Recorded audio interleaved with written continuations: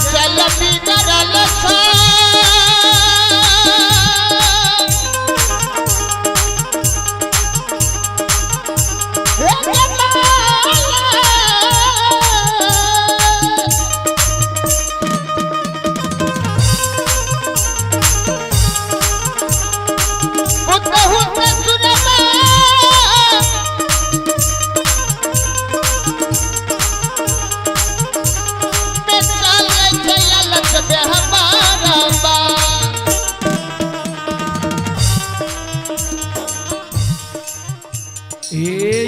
सकले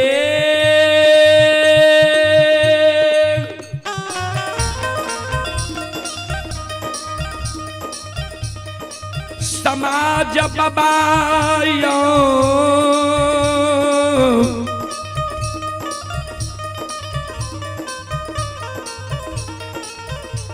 ये भगती सुनई बाली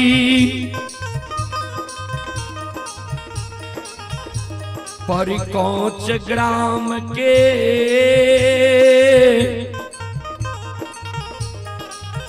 देवी तुल्य माता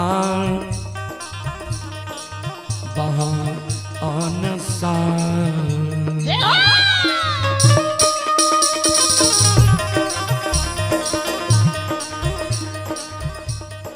संत शिरोमणि त्रोदाबंधु मां बहन बाबू भैया सब ध्यान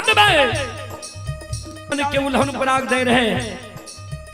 700 माँ के जार बिजार माँ 700 माँ के चरण में गिर के काने लगले। सास के कहे है ये 700 माँ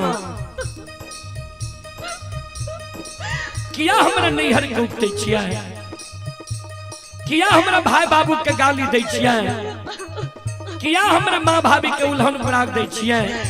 ए 700 माँ हम गलती कैलो हमरा यहाँ मारू लेकिन हमरा नैहर के नहीं उकटो, हमरा भाई बाबू के नहीं गाली दिया, हमरा माँ भाभी के नहीं उल्हन पराग दिया।